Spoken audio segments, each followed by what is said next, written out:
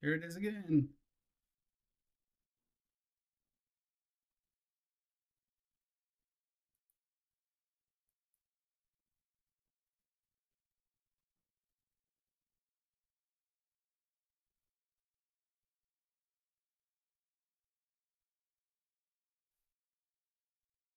Okay, I'm here for the 3 o'clock live. I know it's early for most people. This is when it fits best for me, though, and I figure everyone can watch it later. Pretty sure I say that almost every time. Um, but here we are. Give it another minute or so, and I'm probably just going to jump in. In the meantime, I'll talk about the this new setup is still it's just a cleaned up version of the old way. So if your old the checkbox thing is working for you, and you don't want to mess with it, you could leave it that way, and it's not going to change anything. Well, there's some additional features, but as far as like reporting and the very basic part of it, it's the same um, as the checkboxes. So the basic way of doing it. So, but we'll talk about that when we get into it.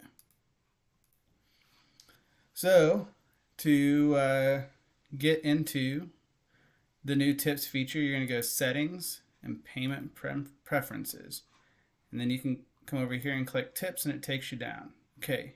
So you have an employee tips. You can enable that or disable it. It's default to disable. If you have the workers module, you want to enable it.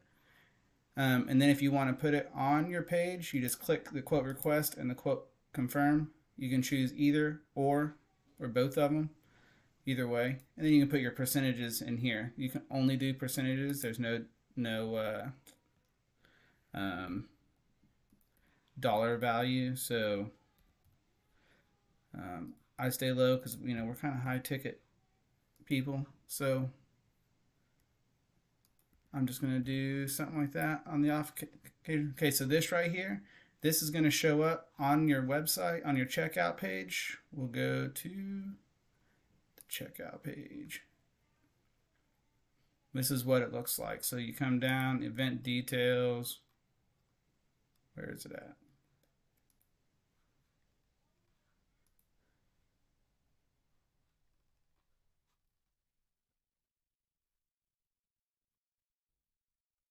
Pretty sure I put that on my quote page. Oh, save and close. Probably should save and close it first.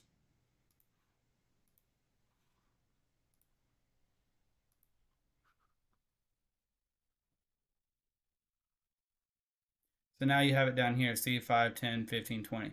Or they can do a custom dollar amount. So that's pretty nice. Um, so this will show up in your reports and stuff as a fee. It's not actually done as a true tip like through payroll or anything. It's just a fee that you're adding on. Um, and so that's why I say it, if you already have the check boxes and you're happy with that, then by all means leave the checkbox the way that it is. But this is just a cleaner version of how to do that. But the more advanced features are the ones that I like. I don't really like doing this tip here because of the reporting and how do I distribute that and stuff. I'm going to talk with my guys and see about what is a good way of doing that. But that's what I have a hard time figuring out what I want to do with that. But anyway, and then payroll. This is also a setup as a tax a non-taxed fee, so you're not collecting any sales tax on this. So you just know that for accounting and everything. So that's that. Now you can choose a Venmo. If your company has a Venmo, Cash App, or PayPal, you can also take tips this way. A lot of times using this is a lower processing fee. So you can add that. I have my Venmo, which I didn't set it up for this. I set it up for another purpose, but whatever. There's that. Save and close. You know what? I'm going to take off I'm going to take off this 20% because I don't think anyone will ever tip. You know what? Believe it. Whatever. Okay. So now I have my quote page set up, and they can leave tips on the quote page, or they can go to the next step in the quote page. And here, we'll just fill out a bunch of this stuff.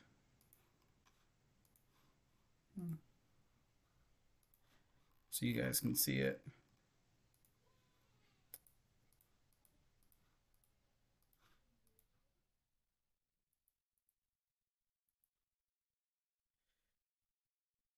Put 10%, 10% review order.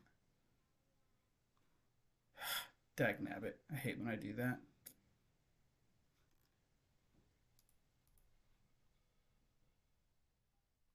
It's not the same. It's 30 minutes off. Oh, it's not. We'll do that.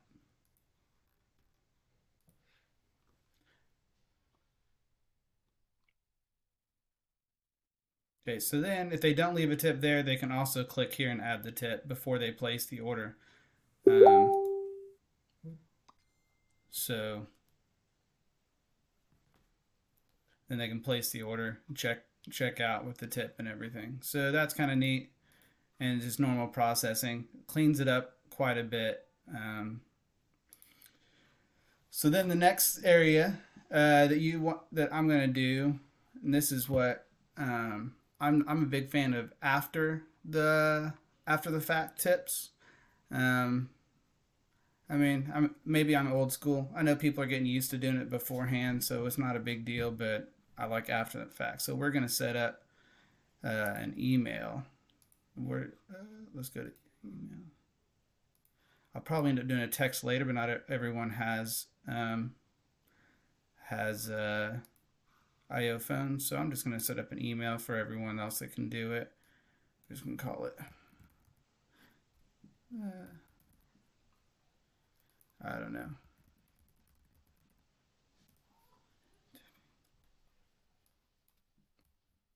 This is one that I kind of messed with some of the deals. So we go to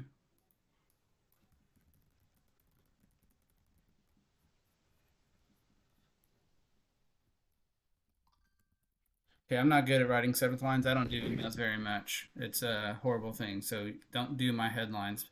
But then here we're going to say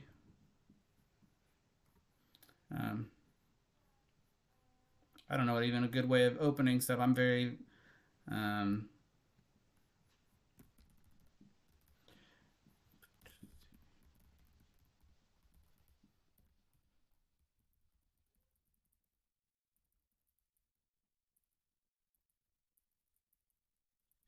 non-professional. It's kind of straight to the point.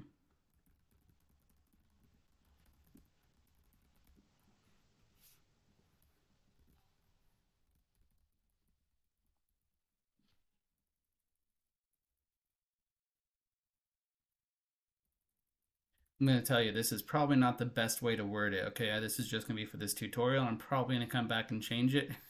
But this is what I'm going to do for now.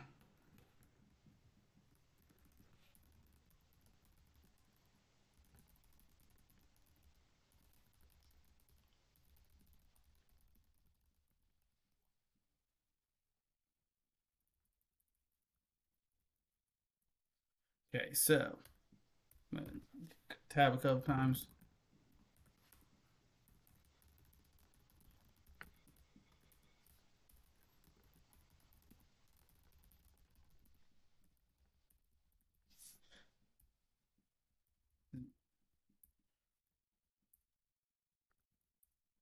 There we go.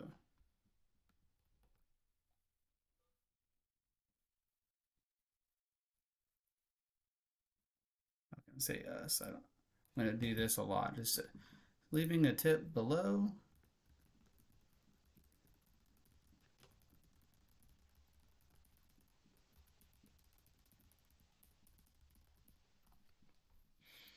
Now, I may not do this way. I may just say the tips go to everybody because it's a company pool, and I don't know.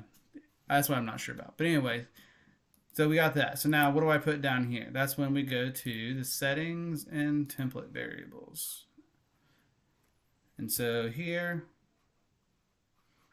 we can go search for tip. That's a control F pulls that up and you got tips. Now here's where all these are. You have a workers tip and these are the URL, which is the link that I use. The QR codes I'm probably not going to use too much because it's going to be on someone's phone or in their email where they can just click and do it. They don't need to scan anything. But if you have like employee business cards or anything you want to leave, you can put the QR code on the business card. So that's a pretty cool deal. But I'm just going to stick with the URLs for this. So like the workers one, this is if you set up tips for individual workers. If you have the workers module, then this is a great way to go. And then you have sales rep tips. It does a lot of different people's tips. You have the company tip, which is the other one that we set up, or you can do a lead tip URL. This is one I'm going to use right here. Because this one is for that, that lead. And what happens is if you have the workers module set up, you have the company set up, you have the sales rep set up, and it's all tied to the lead, then it takes the lead tip URL, will take them to a page that lets them choose who they want to tip, whether they want to tip the workers, whether they want to tip the company as a whole, whether they want to tip the salesperson.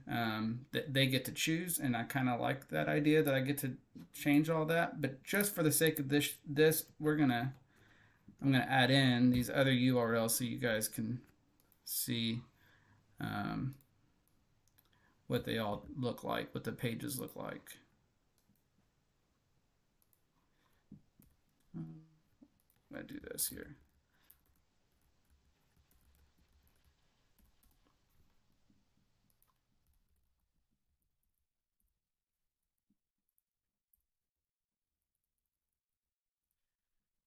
Anyway, this will be the last one. I'm not going to do sales rep because it'll be the same as the others. You'll get the idea of what it is.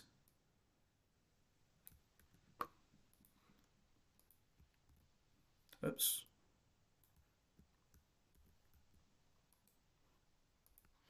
There we go. So now they can tip. If I just do the lead, they'll have the option to do all of them. But if you don't want to do the lead and you just want to do one of the other ones, you can choose any one of these and they can tip directly. Okay, so I have my email set up. I'm going to save. I'm just going to call this tip. Save. All right, so let's go back to my leads. And I'm going to find one that is complete.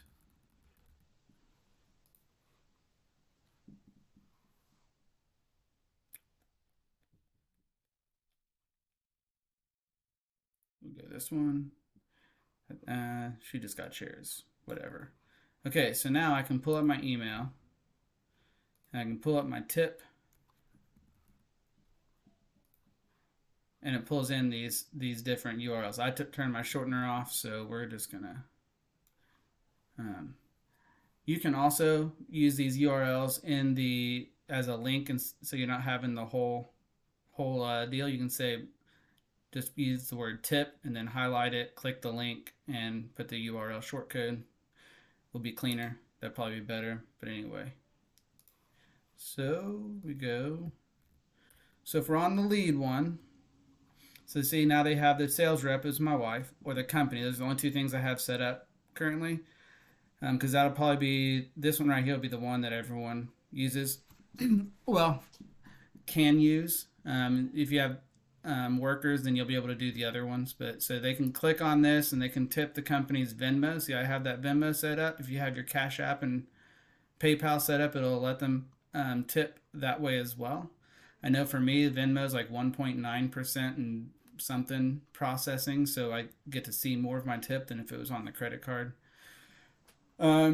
Which is another reason for doing it set outside the checkout. But they can click on that, click the amount of money, and send, and they're done.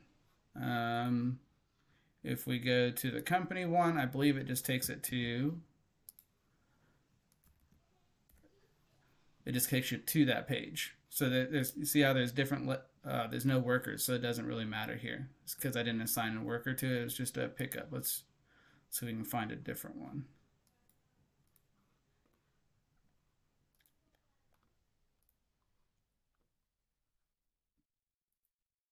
Sorry, if anyone's asking. If I'm working too fast through this, sorry. Yeah, it's super clean. I like it a lot. Let's see if this one has the worker one. Oops. Nope. Apparently, I don't assign workers to anything. But oh, you know what it is? None of my workers have a tip. That's why. Duh. Okay. So that's the basics of it. Here's the if you have the workers module, this is what I'm excited about. Is I can go into my workers, and I'm just going to add mine in. So you go to workers and you can go to tips and add your own Venmo or PayPal or Cash App. And I have it here. I don't think it's gonna let me copy that. Dagnabbit. Okay, I don't know how to do this very well, so don't judge me too harshly. So now I can add that in, save and close. I could swear that I had one of those guys set up already with a tip. Let's see.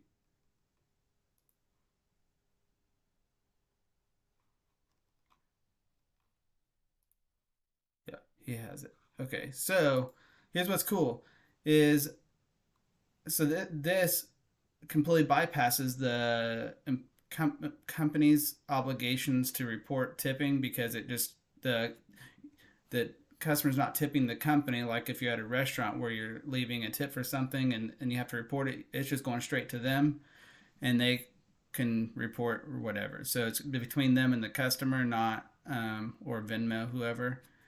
um, you don't have to like run reports and try to figure it out. So that's the gist of setting up tips and being able to do that. Like I said, you have all these different options. um, you can use those links in um, uh, your IO phone. If you wanted to, you could probably do the image, and they can. I don't know how QR codes work, but you could probably do the image and upload it. Um, if it's in an email and it's an image, they can probably take a picture, not picture, but screenshot it or something, and their phone will scan it. I think Google works that way. Um, and then here's the hard part: is trying to figure out the reports part of it, because whenever you do a report, you're gonna want to. I like to do reports because I'm not entirely sure how I'm going to um, divvy it up. I kind of think if it's a company tip, that I'm just going to take that pool every month and distribute it equally, not equally, but based on number of hours and stuff people work to the team, because we all work together. It's like a communal thing to make the company run well. So I'm thinking that, and then they can have the opportunity to get tips on their own through the workers module. That's kind of what I'm leaning towards doing. That way, I don't have to worry about trying to figure out who worked what shift and everything. Um, sorry, I'm switching back and forth between who's commenting, looking. So I have the tip report I was starting to work on, and let's see.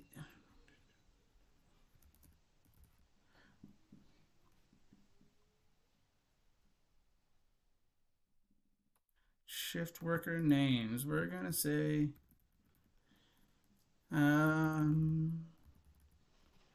fee name. So we're doing fee name, and I say we're doing fee name because these come in as these are on your reports. They'll be as the tip. It'll be called a tip. It won't. That's the fee name is tip. So you want to see the fee name. That's what's hard if it's 10%. Like it's going to be hard to figure out how to get this to I don't want to group by fee name. I want to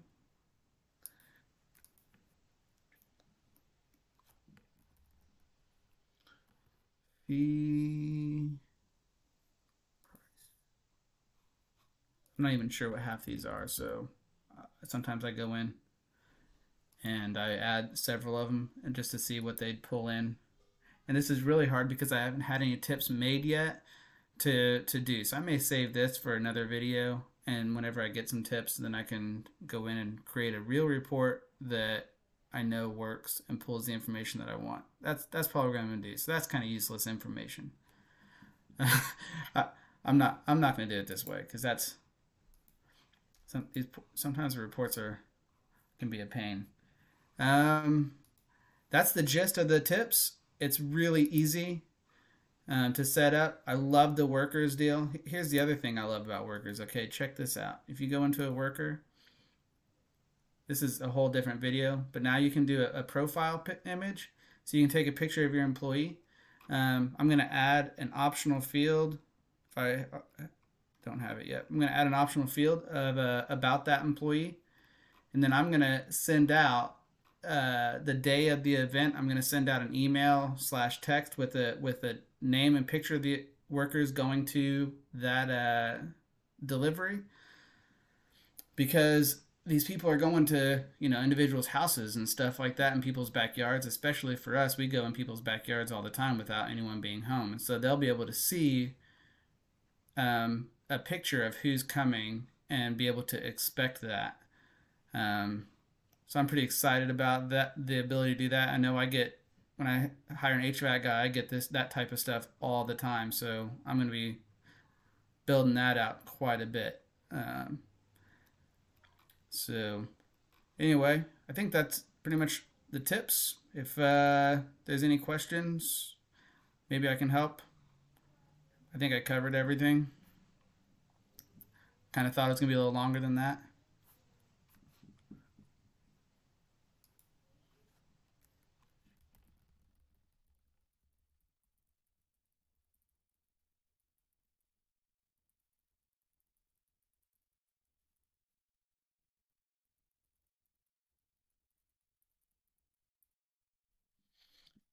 All right. Well, I think that's gonna be it. If you have any, you can always message me or text me or anything. I'm still working on the conditional pricing and how to implement that, and we'll do another video on that. But that's the tips. Like I said, if your check boxes are working and you're happy with it, looking the way that it does, that's fine. I kind of like this new. They did a great job with this new one. Um, so if you have any questions to help getting it set up, let me know. Or or the IO team, that works too.